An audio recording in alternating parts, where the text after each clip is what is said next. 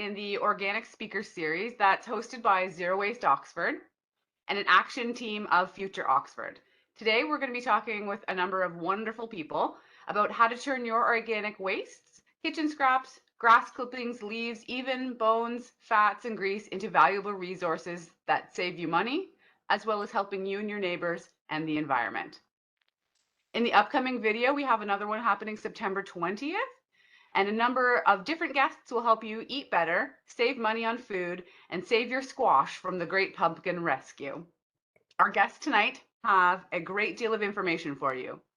Each will answer a few questions from our moderator, then engage in discussion with those live here tonight. So if you are listening live today, you can use the chat function to enter questions that you'd like our guests to answer, directing them one speaker at a time, or to leaving them open for any or all to pick up your questions. Compost is a rotten topic, but let's dig in.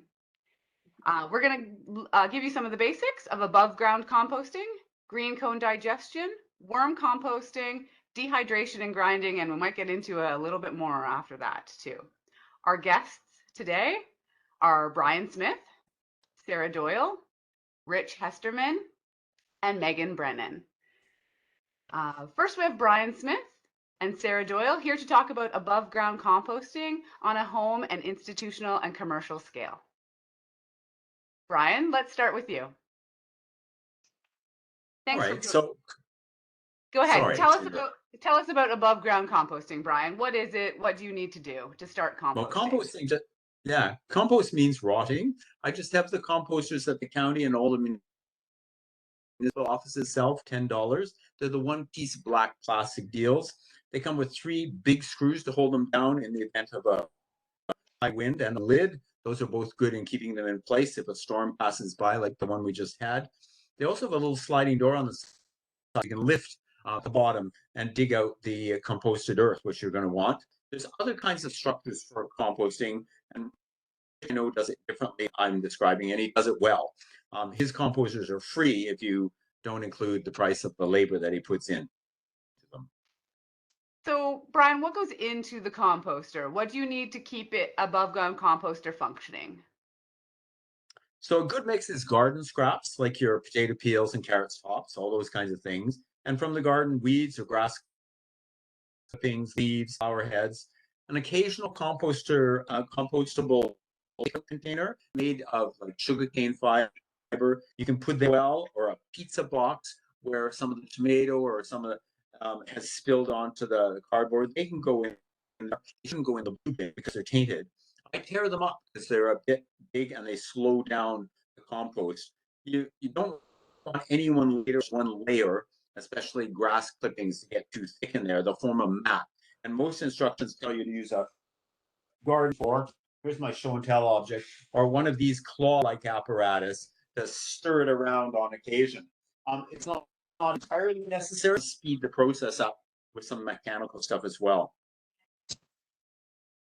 All right, so what are the things that you cannot put in above ground composter? So above ground is only for vegetable matter. So no meat, no bone, no fat, no grease, no gristle, no animal products. Couple of reasons for that. The heat in an above ground composter isn't high enough to kill all the bacteria or viruses that could be in the animal product. So using meat in a composter means the soil could be dangerous then to use in your vegetable patch, or even for that matter in your flowers, because at some point you're going to handle them. And you have some compost, above ground composters at your house. How does it work out for you and your family? So when it was a family of 4 or 5, because we often had people here long term, or when we have a bunch of people over as guests and friends, one composter would keep up with all of it. We had a mulching lawnmower, so we weren't actually putting that in the composter, which really saved us money because we weren't fertilizing the lawn. We have an oak tree. Oak leaves really slow things down, so we'd haul them off to the brush. Excellent. Thank you so much, Bryan, for your time. Anything else to share? I think I've done most of what I have to say, and I'll let other people have their turn. Excellent. Thanks. Let's turn to Sarah Doyle on this topic too. Sarah, the Maglan site furniture where you work does lots of innovative things, including on the environmental front. Can you tell us about composting at Maglan?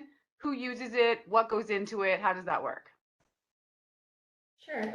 So we started our compost program back in June 2021. We set up 2 of the county's black compost bins, the ones that Bryan was talking about, and just began collecting our organic waste. So it's set up for everyone to use. We have some signs and small collection bins in a few different spots around the office and the warehouse. And we use it to capture everything from, banana peels from lunchtime to coffee filters and coffee grounds to paper towels. Now, Bryan said just now that some things don't rot down as fast. Maybe certain oak leaves don't rot down as fast, but they gather up pretty quickly. Do you have any similar discoveries that you've had? Yes, so in trying to divert as many paper towels from the landfill as possible, we began collecting a lot in our compost bins, mainly from the bathrooms. So on one hand, that's great because those aren't going to the garbage, but on the other, I noticed that they weren't able to break down as fast as we were adding them. So they were filling up quickly and I had to sort of scramble to find another solution. So what did you end up doing to deal with all about those compostable paper products that we're amassing?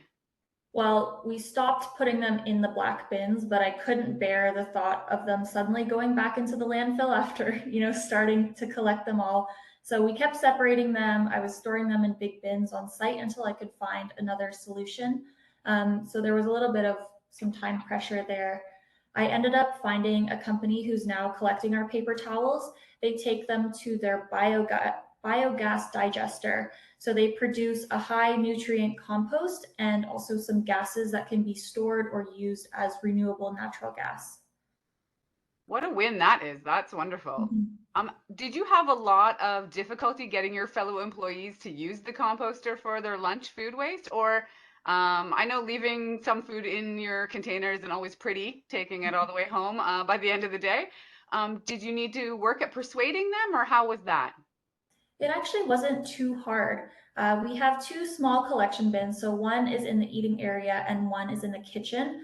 And then plus a few signs up in the bathroom, above the coffee maker, on the paper towel dispensers, and on the wall. So it's obvious and it's very easy for people to use. That was the main thing that I wanted to do, was make it convenient for people. I wouldn't say that I really needed to persuade anyone, but I wanted to give our team all of the tools and information that they needed in order to make that choice themselves.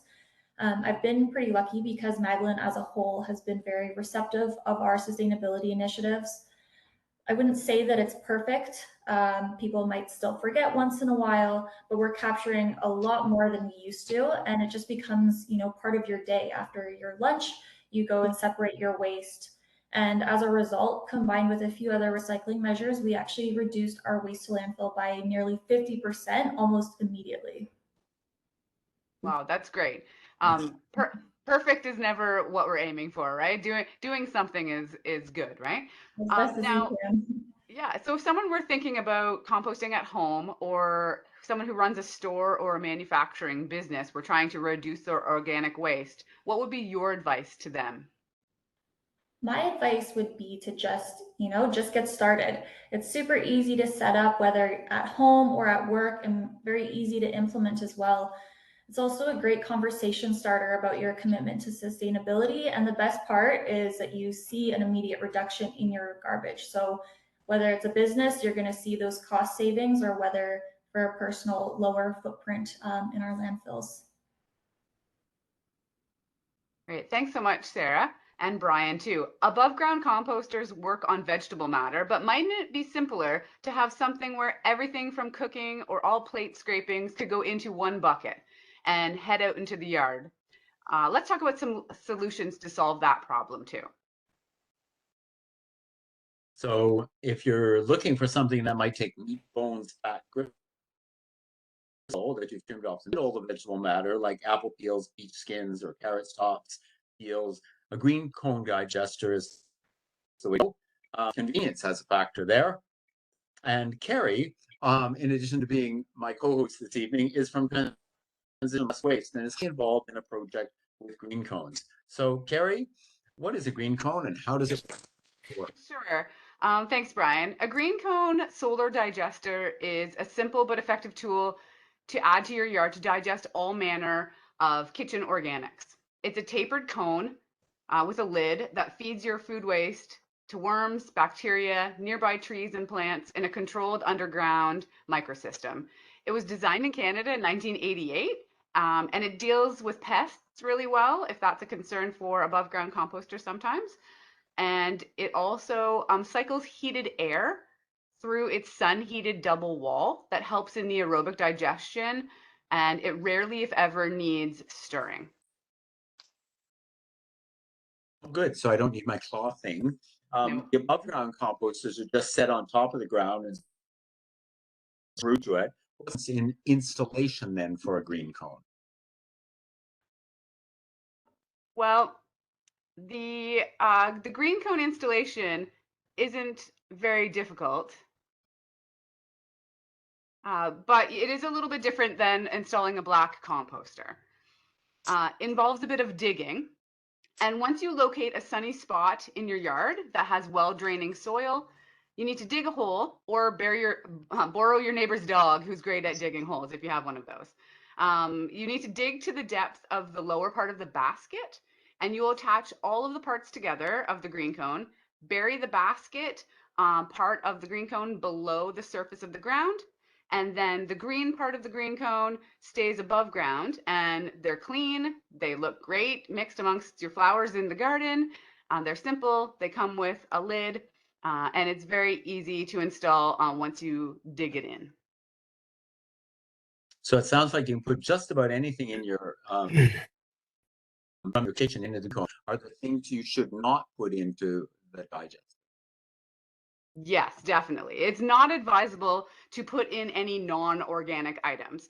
The green cone digester does not take such things as produce stickers, elastic bands, which I imagine most people would think of not putting in glass or plastic or things that are not organic. However, many do not know that the biodegradable bags that appear to be plastic or bioplastics, which might look like hard containers but say compostable on them, will not likely break down in a green cone. So those things are not advisable to put inside your green cone. Small amounts of pet waste can be okay, but you cannot do things like dump the contents of your kitty litter box and expect your green cone to keep working. I found it best to avoid most pet waste and all paper products as well. Things like napkins and paper towels are best to avoid. Sticks, wood, large amounts of grass clippings or hot oil all help deter the good bacteria breaking down what's in your green cone. Since that, that hot oil would kill the bacteria in it, and large amounts of husks like corn cobs and corn husks might overwhelm the system. But the rest of the vegetable matter, like peelings, are great to put in, as well as you can put in dairy, meat, bones, grease, cooked food scraps are fine, eggshells, coffee grounds, bread, fruit, peelings of all sorts. Those are all great to put in. And with all of those things from that list going in, will it keep up with a family's? It should. Most families only need one green cone. Two if you're a larger family or you host a lot of meals with other people joining you. A green cone can usually take up to 4 kilograms or 10 pounds per week during the summer, a bit less during the winter since it does slow down a little bit. But that's quite a large quantity for a family to maintain for the week. Thank you. Are there places other than in a personal backyard where a green cone could work? Yes, definitely. There are a lot of facilities that could definitely use a green cone. I've noticed Zora Township actually has a number of green cones at some of their facilities, as well as Southwest Oxford is working on zero wasting some of their halls, which would be amazing. And it might include green cones in some of their township facilities, which would be a part of that process. So Southwest Oxford's doing a really great job of looking into how they could work, as well as other initiatives as well. There's also a really great project that Zero Waste Oxford is working on at the Renaissance. Groups like Transition to Less Waste have been around for many years, working on reducing the amount of single-use plastics and having people throw things in the compost as well. But the Renaissance is a condo building, and all of its residents are working really hard on trying to figure out what to do with their organics and compost. So they want to get their organics out of the waste stream, and some people are very keen at that condo building to compost and figure out a solution. So they installed a couple of green cones, and so many people wanted to participate, they overwhelmed the system because 2 green cones for 36 units was not enough quantity. So we have been lucky enough to get some funding from Future Oxford, and they have Community Futures Oxford rather, and they have donated some funds, and the Renaissance has put money in as well too, and their residents are very keen. They now have a number of green cones installed on their property, and they will have a waste audit done very shortly to make sure that the quantity of green cones is enough for the organics coming out.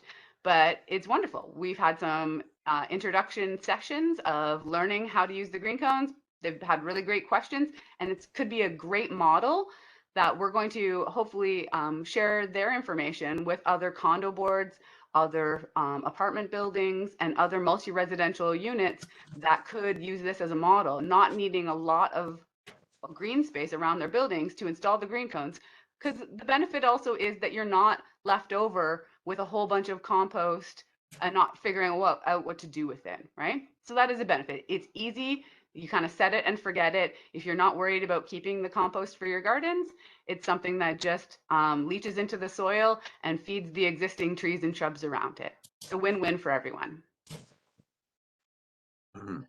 So some people may see it as a downside that they're not getting compost, but as you said, that it's good for the trees and shrubs around you.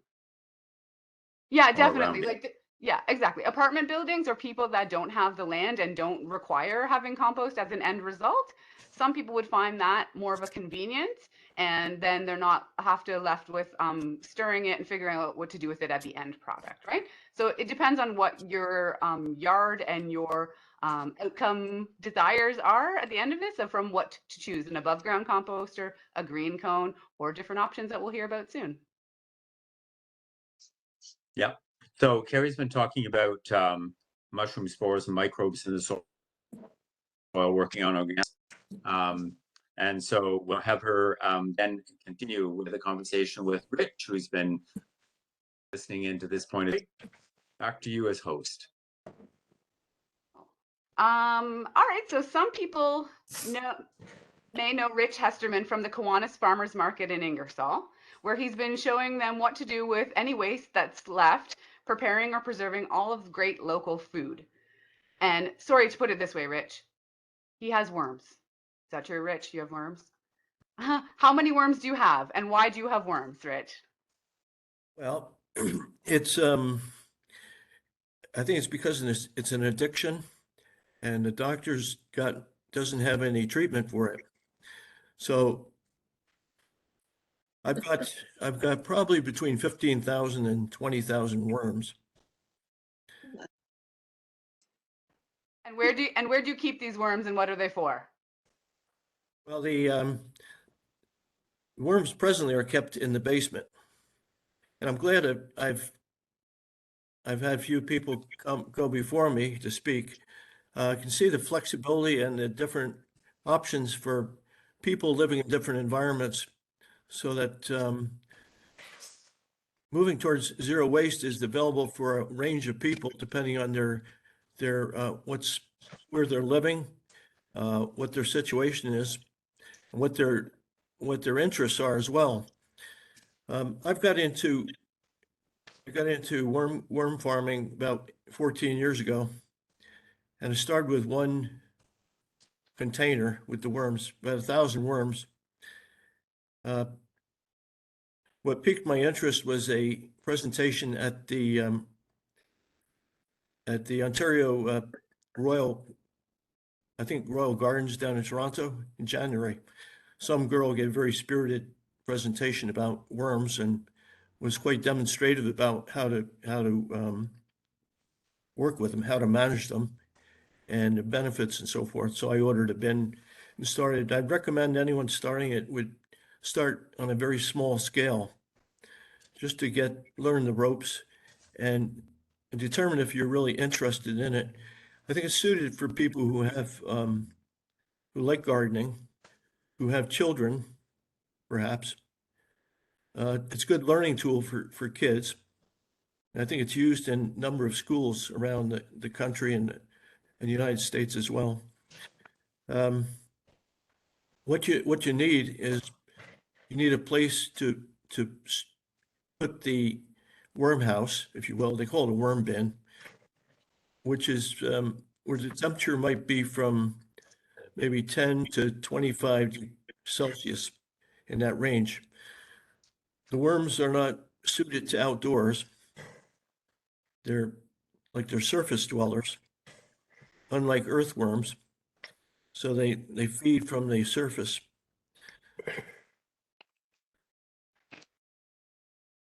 What would you like me to go into more detail as to how you might get started with it? Sure. Rich, I've had my own red wigglers from time to time when I lived in a small, tiny place. So I have an affinity for worms as well, too. So tell us the process of how to set up a worm bin. If you get some worms, what is the process to starting that whole system? Okay, the container should probably be between 10 and 12 inches deep. Maybe 2 feet by 18 inches, like a standard, like say a Rubbermaid bin, 60 liters or 80 liters. I have most of mine are 80 liters. You would obtain worms for it, and worms, you would have a suitable amount of worms for a cubic foot would be about 1,000 worms, and that's about a pound of red wigglers. What they live in is basic carbon material. So I use shredded cardboard. I actually have a high-powered shredder, and I use cardboard. I strip it down to where it's thin enough to go effectively through the shredder. You also could use straw or hay or untreated wood sawdust, leaves, like shredded leaves. If you use grass clippings, they should be not fresh. They should be, dried out good. The moisture level, you could add water to the bin. Before you put the worms in, you prepare their bedding.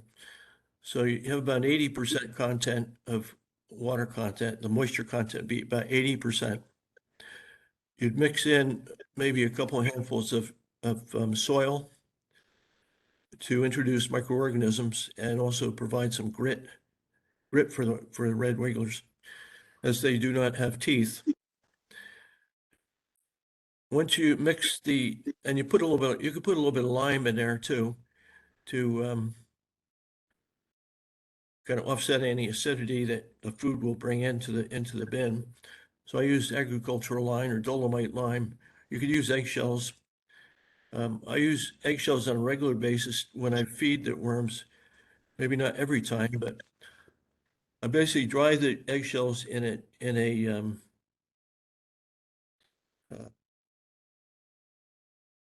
what do you call that thing?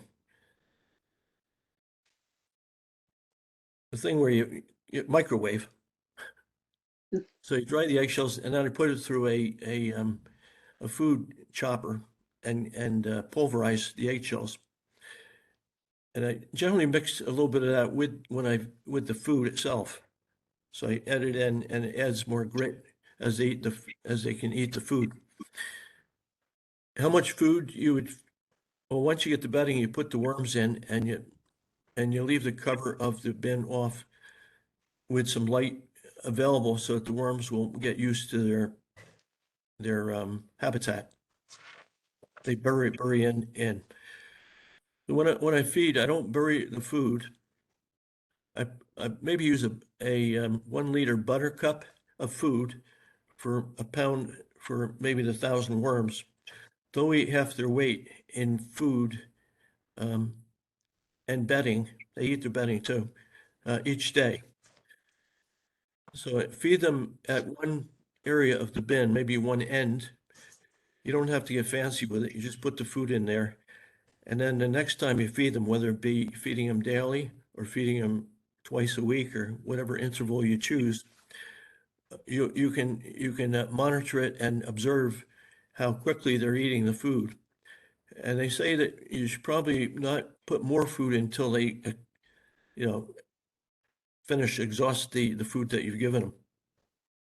The next time you feed, I generally just put it down to the other end of the bin. I don't go around in a circle or anything. I'm not fancy about it. And then I put a marker where I've, just so I can remember for an old guy, put a marker in where I feed them so that I can feed them in the opposite end the next time. And that's probably more important if you've had, I had 30 bins at one time. Now I have 13. So we produce quite a bit of castings. You can put them in a garage. Usually that's okay. Usually not too cold in there. Best to put it, I guess with any indoor composting, put it in the close proximity to where your waste stream is. So you don't have to do a lot of traveling and you minimize the hassle, with managing the composter. The food generally best, I've seen a lot of stuff on the internet. I've been researching for years on this, and a lot of the videos you see people having worm compost, they put big chunks of food in, and for me, I chop it up. I figure if you can do the job, you do it right, and you take care of your herd, just like you would any, if you have cattle or goats or whatever. So at the point, they're my manufacturers, they're the ones who do the work for me, so I take good care of them. If one falls on the floor, I look for it and pick it up and put it back in the bin. So I think in some respects, these points are good education points for children, to learn responsibility and learn have a routine, how to manage things. Also, I think our objective in this whole series is zero waste, to get to a point where we can all participate in managing waste. But there's a great deal of benefits. I think there's a lot of benefits with the worm composting. It's not, for some, it might be that you don't have a place to put the end product. But if you appreciate like good food, good vegetables and fruit and flowers, things, worm castings are very beneficial and effective in growing these living things. For those who don't have a garden, even to do a top dressing on your lawn is a good way to use the castings in the spring and the fall. So you have a patch of grass or something, just kind of sprinkle them out on the grass. You don't need more than like a quarter of an inch on the top dressing. Another way you can, well, there's many ways you can use the castings in growing and in maintaining your landscape. I think most people would use it in a granular way. You dry them to a certain point. One tip I would probably make with regard to the composters is not to let it get soggy, like real wet, but maintain an even moisture. And I find by not burning the food, but letting the worms come up to it, the level of the contents increases to where it's near the top, maybe 2 or 3 inches. And then I say, okay, I'm ready to harvest it or separate the unfinished from the castings. I take off maybe an inch or 2 of the top, and the rest is solid castings. I don't need to do much sorting as far as the uncomposted. I do spread it out. I put some lights on a pile so I can harvest the worms. The worms will be attracted to the light, so they'll separate themselves from the finished compost. I'm probably saying a little too much without some questions here. No, I think it's great. We're going to have time for questions near the end. So I think that's wonderful, Okay. Rich. Now, you've said about the casting, but are there two types of fertilizer you end up with? And are there certain benefits from worm composting besides what you've mentioned? Well, there is another type of indoor composting, which I would maybe have an opportunity to speak about because I think one of the questions relate to it later in the presentation. But as far as two types of compost with the worm composting, there's a byproduct which is called leachate. Now, with the bin, I neglected to speak about the actual makeup of the bin. It's important because it's aerobic composting. You're introducing oxygen to keep the system alive and the worms alive and the microorganisms, which are, effective microorganisms. So you put holes either on the top side of the bin so that it has some air. And I generally put a lid on it. The bins usually come in a plastic lid, but you can use a piece of cardboard, a carpet. I've used a towel for one, and the towel basically disappeared after a while. It was eaten by the worms. You can use cardboard, anything to kind of help maintain the moisture level and keep some darkness in there. The worms like it dark. At the bottom of the bin, you should put some drainage holes because there will be the moisture from the vegetables. And generally, the vegetables or the food scraps that you feed the worms with are adequate for maintaining the correct moisture. You don't have to use water or anything else if you're doing it correctly. There will be, gravity will cause the moisture to settle at the bottom of the bin, and the holes will provide a exit for the moisture. That's called leachate. Most types of compost have what they call leachate. It's the breaking down of the organic matter into the liquid waste. There is a certain benefit with the leachate. Some people say it smells, and if it smells, it's anaerobic and it's no good to use. You can put it in your conventional compost pile. I have never found it to be to smell or be stinky.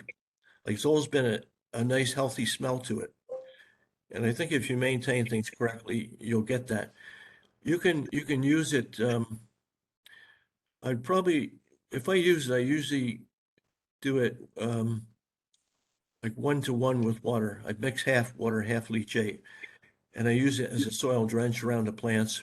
I've used that as a foliar spray as well, and that seems to be okay. One thing about the castings or the compost, it won't burn the roots of your plants, so you don't have to worry about that side to it. Rich, is that what they call worm tea or compost tea? Yeah, worm tea is another word for leachate. Same thing. Excellent. Are there yeah. things in the worm bin that you want to avoid putting in completely? Like vegetable scraps, we understand, but are there things you want to avoid putting in that the worms will not eat or would be harmful to them? You don't want too much like rinds from fruits like lemon or oranges or things like that. A little bit's okay. You don't want to overdo that. You want to keep it keep the thing balanced, not too much acidity. Certainly, as I think Sarah said, no, you don't want to put non-organic items in like rubber bands, labels, sticky labels, glass, plastic, metal, rubber, anything anything that didn't come out of the earth as a living thing, you don't want to put back into the bin. Well, you're probably wondering how I feed 15 bins, right? I do. I have had a worm bin for myself before, and I can't imagine the quantity that you would need to feed all of those worms. How does it work? Well, there's only 2 old folks living where I am, and we very little of our organic waste goes into the trash, I would say none. Like we use everything. I use the bones. That's another story. But Well, can fat and gristle and bones go into the worm digester? no, but I will get to that with the other type of composting, Right. if you wish. No, I've hooked up with a local grocery store Oh. right from 2008. We started, and I went to the different stores around town, and this was the only one that had a policy where they would allow the waste to go out of the store to someone like myself. Like they put it all in the dumpster. Like the other stores would put it in the dumpster and say, we don't have corporate policy that allows us to do that. So I go twice a week, and usually I try to fit in with some other errands in town because I'm in Beachville. So this is in Woodstock. And I get a good, I don't know if you know what a banana box is. I would imagine a box of bananas, but maybe Yeah, explain. it's quite a large box. Generally, every Tuesday and Friday, I get a large box full of vegetables and waste. Anything ranging from mushrooms to lettuce to celery to peppers to just about anything they want to throw out. So that keeps 30 bins. Well, it did keep 30 bins going. Currently, if I have a carryover to the next day and it gets a little bit too mushy or wet, I just take it out to the conventional compost and throw it in there. So I'm a little bit selective as to what I put in. They like coffee grounds. I don't think I could name, it's probably easier to name things not to put in than what you can put in to feed them. You don't want to put, like you said, grease or fat or bones or dairy products. Most vegetation you can put in, for sure. You could put in your yard waste as well, like weeds, things like that. They're not too fussy about that. I like to be considerate though and break it down a bit for them so that they're not, and the bigger piece, if you leave too much bigger piece, especially lettuce, it will start to get, mushy but you asked what else is in the bin. I have a great number of what they call sow bugs. They're the same family as the lobster, actually. Like they have shells and they have a lot of legs, and they basically help break down the solid food into an edible, format for the worms. So I might have, I would say probably more of them than worms in the bin. It's a health, they say it's a healthy sign too. If your bin has a lot of those cell bugs, it's a good sign that the environment's right for it. Is that a word of caution for people starting their No. worm bin? Is to No, be prepared for sow bugs? No, I think they stay contained. I guess the concern would be that the wildlife would get out of the bin and start, but not really. I mean, I mentioned if I drop a worm, it's usually if I'm harvesting and I happen to maybe pick up something and drop it. While they're in the bin, they stay in. If the conditions are good for them, they'll stay there.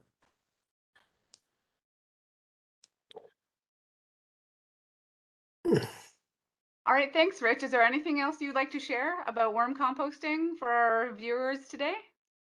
No, but I'll be available at any time, down the road. If people want to give me a call or contact me, I'd be glad to discuss the individual situations or. Excellent. Yeah, good. Maybe you take your herd of worms on the road to answer the questions. Thank you for joining us. Now we have another technology with an experiment still happening. We'll tell you about Lomi or Terra, but first we have some questions from some folks listening in. Then we'll get Megan from Oxford County Library System to tell us about all the free print, online, and physical resources that you can borrow. Do we have any questions in the chat as yet? Or if you are thinking of a question, now would be a time to type your question into the chat feature.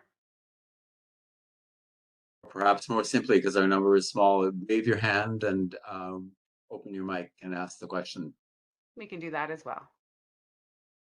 I think we have someone listening in who joined before I said hellos to everybody else, who I think was in the draw, and I'm not sure whether, Glenn, you're the person who ended up with the wonderful hungry worm composter that Sarah Doyle and Magdalene contributed to your waste trailer. So Glenn, if you have a question about any kind of composting or digestion or any other processing, go ahead and ask, or anybody else who wants to jump in, who's feeling curious.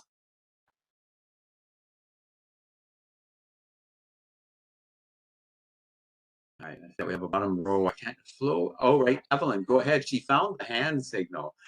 Open your mic then, Evelyn, and we'll hear your question, and you direct it at specific individuals, or just throw the question out and we'll see who takes it. Hi. I was wondering where we could get, you saying the green cones? Are there like specific ones, or do you make your own? Usually the green cones come from the county or township buildings that offer them. So depending on where you live, you can contact them. Towns and cities and townships all offer green cones in their waste yards, and they're not very expensive. They're discounted by the county as well too, which is great. And it has a special system. I did try to share a screen, which did not function very easily. But if you go to Compost Tech, the website is called Compost Tech. So Compost EC is the address .ca, and that tells you all about the green cone. It tells you what it looks like. It tells you how it functions. It's got a user's manual, and that is the same model that is used throughout the county. They do have black composters, which are the above ground as well, on offer. Thank you. If you see in the chat function, there's the Compost Tech website, and it's a great site, so you can learn more about it. It is a special design. You could try to make your own, but I think for the cost involved and the effort to do so, because it has a double-walled system and the way it's designed is quite nice and easy. It is plastic, but the way it functions is really efficient. So I'm gonna try one more time. Here we are. Can you possibly see my screen now? Yep. I think you just have to hit the X for rearranging the videos, and then we'll see it. It's hidden behind that. Okay. So Kerrie, I I think see it. Oh, there we are. Okay. It worked for me too. I think it was just taking your computer a moment. So this is the Compost. There's a couple of different pages, and you can scroll through, but this is the page that has the manual, and it shows you what to put in, what they look like. Here's a really great picture that shows the basket. That is the underground portion, as well as the double-walled system with the lid.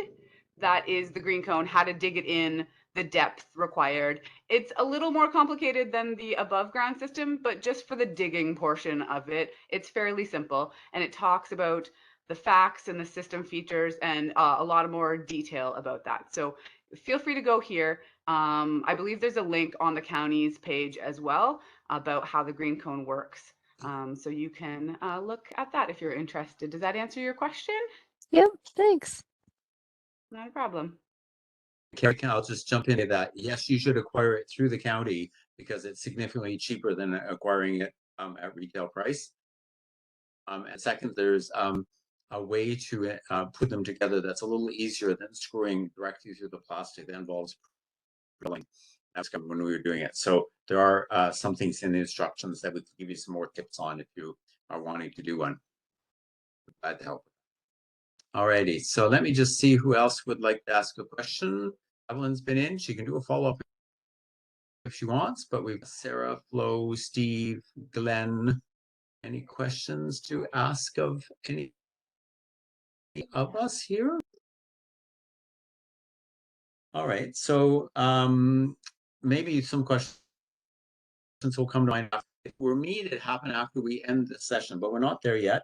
We have this experiment that's being done by a couple of families with dehydrated grinder. There's a fair amount of buzz about those in some places. They're pricey, so we're going to wait for some information on how they work out. Online data would suggest they're not the whole solution. You'd want compost or green or worm digester to go along with one of them as well. So what we've been describing to you today are all ways to save money. About a third of what goes into garbage bags at the roadside. Nobody's home is here, I presume, but actually at a third about actually organic waste. That means every third tag that people are buying to put on their bag outside, they could spend things, and it helps keep down costs as well for the county for waste pickup, and that tax things which ultimately comes back to us as well. It's an environmental benefits, and think about all that extra weight. So it's a third of the content, actually more like 2/3 of the weight. That'd be hard on gravel and on paved roads. It makes potholes, and they've got to be repaired. And guess whose money is spent on that? Meagan, do you have any thoughts on any or all of these technologies which we've talked about today? And do you have some more resources that people would access to friendly nearby Oxford County Library sites? Of course. Well, I'm really interested in these green cones. I'm a bit of a novice to composting myself. I set up a composter at my last house and then recently moved. So I think a green cone might be the solution for my new house that I'm living in now. Although I will say, I think my dog would prefer that she be our designated composter. She would love it if I gave her all of our food scraps. But yeah, I think I've learned some pretty good tips tonight, and I'm going to research a green cone afterwards. But if you want to do some of your own research beyond our panel discussion tonight, Oxford County Library has a lot of great resources. I did a quick search today in our library catalog, and we have over 50 titles on composting. We have quite a few print books, both for adults and lots for young kids. I think that's really great. I think Rich mentioned getting kids started young and getting interested in learning about composting and organic waste. And so, yeah, we have quite a few titles for young kids as well. But I would hate to continue on without mentioning that we have a lot of really great ebooks and audiobooks and digital resources as well. And with your library card and a computer or a smartphone or tablet, you can download an ebook on composting like that. Just takes a moment, and it's right at your fingertips. All right. So are all of these resources you've talked about, particularly the ones, are they available at every branch, or would I have to let a library know that I want to forward something before going in to pick it up? Good question. So yes, we do have a lot of print resources available. They're just not at all of our branches. We do have 14 branches of Oxford County Library. So if you're looking for something in particular, say composting or gardening or organic waste, you can take a look at our online catalog just to see exactly what branches those titles might be at, or you can give us a call. We'd be happy to put a title on hold for you, and then it usually just takes a day or two to get to whatever your preferred branch is. We'll give you a call when it's ready to go. Perfect. I've heard about the concept of a living library, and we have so much expertise here today, which is great.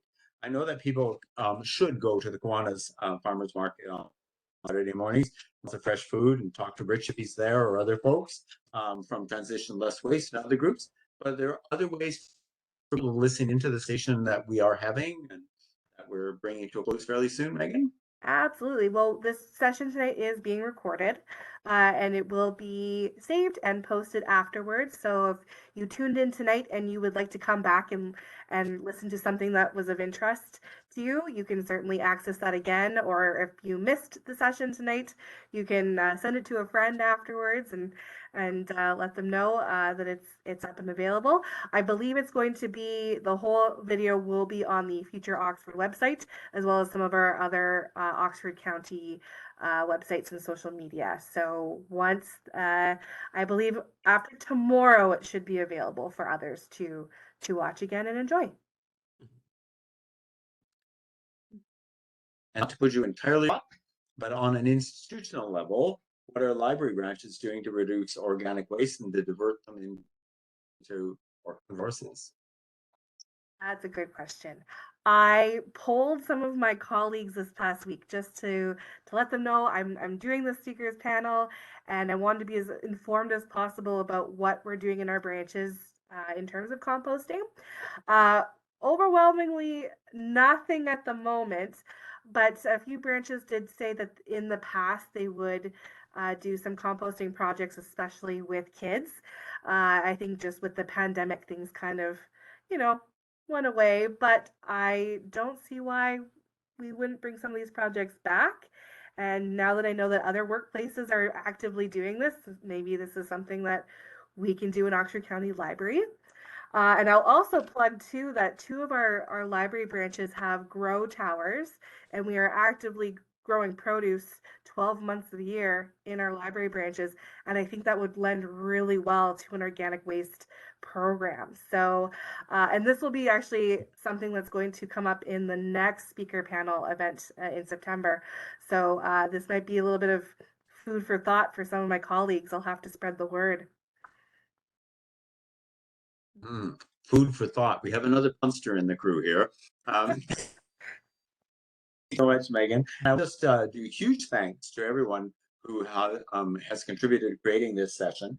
So in no particular order, but I do have some notes, so I'm hoping not to miss out on anybody. Thanks to Rich for offering his advice about worm composting and the other processes that you can do with that. So he did a great job of explaining that process and of connecting the processes. To Kerrie for co-hosting with me, for co-planning with me, and with some other people as well, and for also sharing her knowledge of that project that does a multi-residential.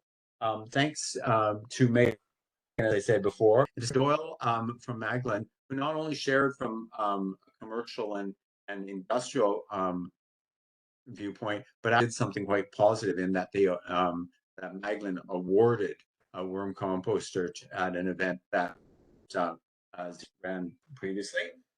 Thomasine Conti is not here. She's the communications person at the and she and other people in the communications branch helped put together some of the publicity that went out. Obviously, it was effective. All of you saw it and hear, or word of mouth work, and that's also a great thing. So thanks to her. We know that in the next sessions we will have a colleague of Megan's, Holly Brown, will be helping us with that one. So thanks to the library system so well, and our thanks to those people who are here as guests this evening, and for being here this evening, for talking about these subjects with with myself and with some of our other guests. And in fact, thank you to Steve Tate. I would never have found Rich Hesterman without Steve Tate pointing me his general direction. So have not registered for that second session, please do so. It's all about saving you money on food, and that's worth doing too. We have Dean Jones talking about Food Forward Oxford, which is a great initiative, and Tom, who is the official Great Pumpkin Rescuer. If you're fans of Snoopy, you know the Great Pumpkin thing. So there's lots of ways for you to save money at home and where you work, and like this, to have a much smaller environmental footprint. The link is up on the screen, and we'll leave it for a short while if anybody wants to pick that off, or if you want to pick off the compost link that Megan posted earlier in the chat box. So thank you all for this evening, and thank you all for the good work that you're doing. And to our guests, come again.